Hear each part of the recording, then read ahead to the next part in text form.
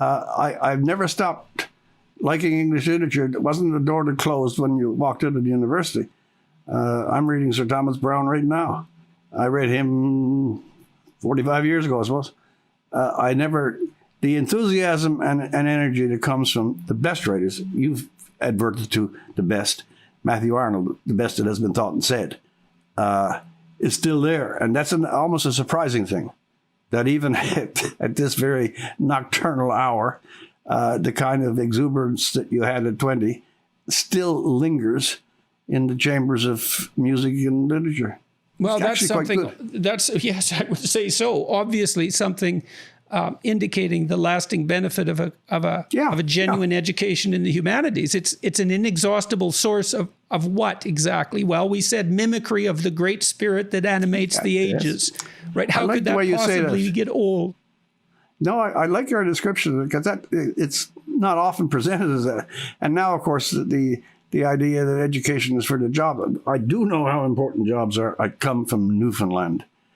But there's a whole set of spirits, as you know, you've met them, that also see that there's another target in education, and that you just spoke of it. You remember always, John, the better to enjoy life or the better to endure it. I don't think there's a better short description of what education is. No, I had a vision at one point of the people, many people who were influential to me in my life. This particular vision mostly involved men, and so it was like a review in my mind of men that I had seen that had been influential to me. And then it was like there was something behind that was the greater men that I had been exposed to as a student, the people I had read and identified with. I mean, when I found someone, a thinker that captured me, I tended to read everything I could that they had produced. And I would fall into their mode of thinking. It would take me over completely. And then I'd reemerge somewhat on the other side, changed, but then I could see behind those great thinkers, there was something else. And I think that's something that, people think about that as the ancestral God, the ancestral father. And that was the spirit that was shining through the great men I had read. And then all the people that had influenced me, it shone through what was great, good and great about them. By the way, good and great, you're committing terrible sins here.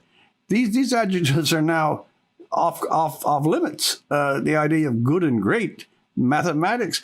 This is where it's the association. It's the association with power. As soon as you buy the doctrine that any hierarchical organization is predicated on power, then obviously the higher up you are in that hierarchy, the more corrupt you are. And so you might say, well, so what? What do you lose from that? Because you lose your sense of inferiority in relationship to the better. Well, what you lose is the better.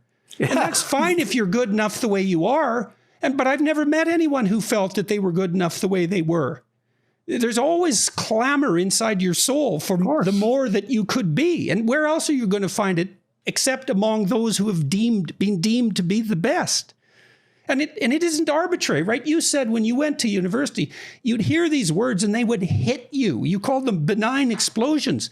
That's not indoctrination by your educators. That's introduction to the benign explosions. Well, that particular professor, all he did, I could still hear it. It's about, I'm making a guess here, it's about a 42-line simile. He just read it.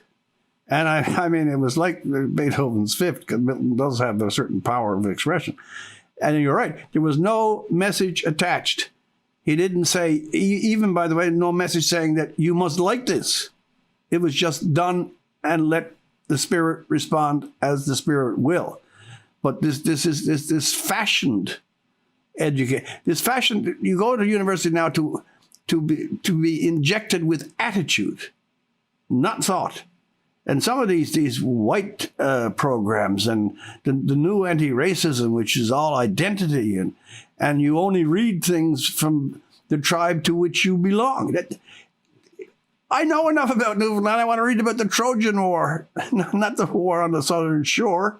I mean, really, they're canceling Homer, they're canceling Shakespeare, they're making fun of mathematics, they're talking about white physics. I do not know how we wandered so easily into this terrible and dominating lunacy. Have you seen the latest statement by the president of the CBC, Catherine Tate, following the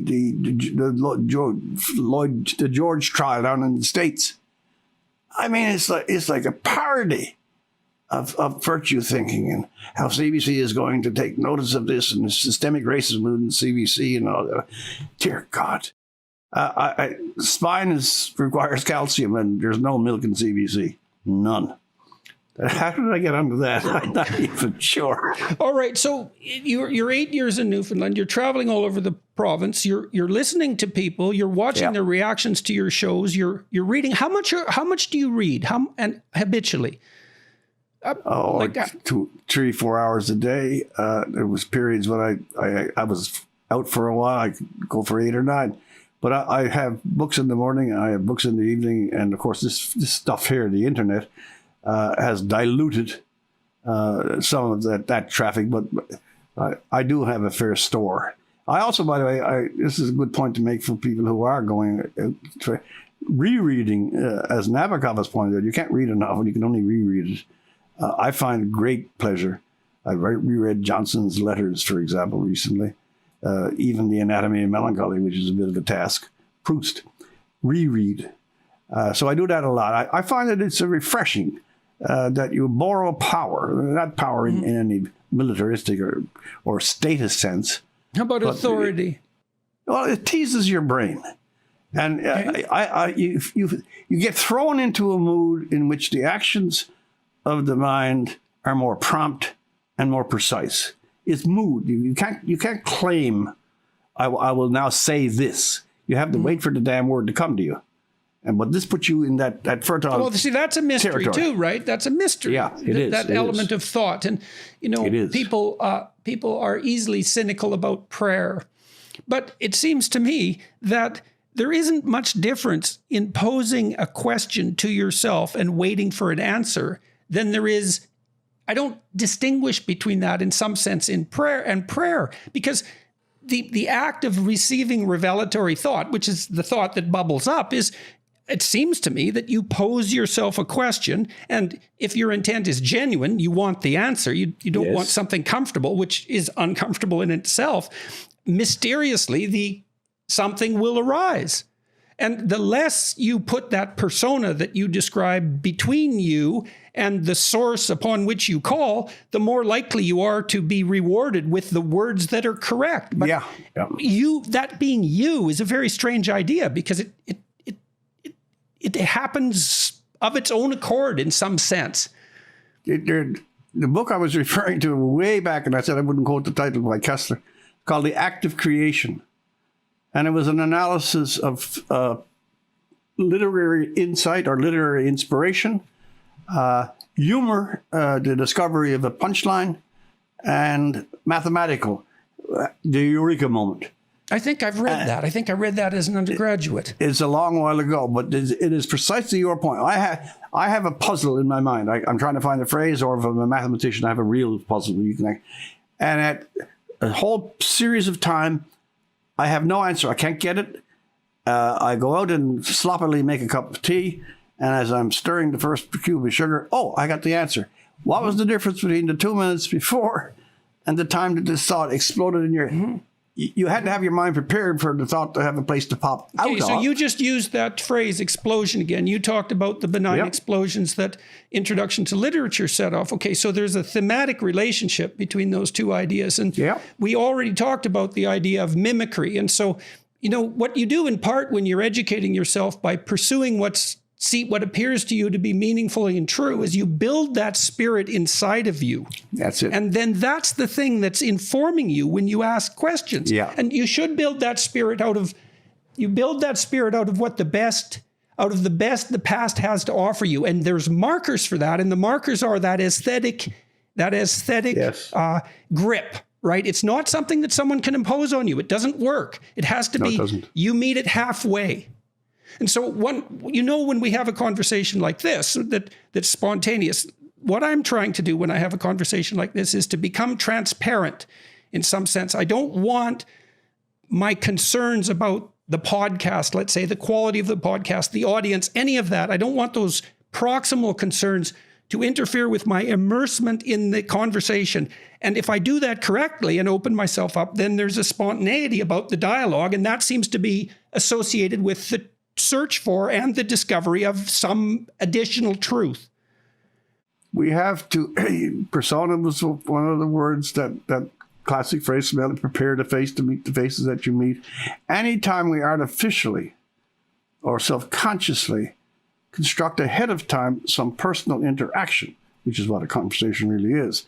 If we go in with the scaffolding already prepared in there, it's kind of an armor, nothing can happen.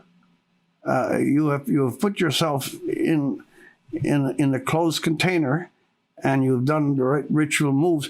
Your other point is also very interesting. You don't care about the damn podcast and the quality. No, don't. These are secondary or collateral or adventitious. But if you want to have a chat, make the chat the thing. And even there, you don't make it too deliberate. You sit, you speak, and back and forth. I don't know, by the way, how I'm doing on this, but that's not the point. Excuse me. The point on this one is very simple, that we have to allow some channel for the impulses that we don't understand, call them the unconscious, call them sensibility. The impulses that we don't command, but they are there, and occasionally they emerge, like solving the problem, having a conversation, making a quick joke in the middle of a live conversation. It's a great mysterious thing. We're not nearly as metaphysical as we should be. People should pay more attention to the spirit, even if they're not religious.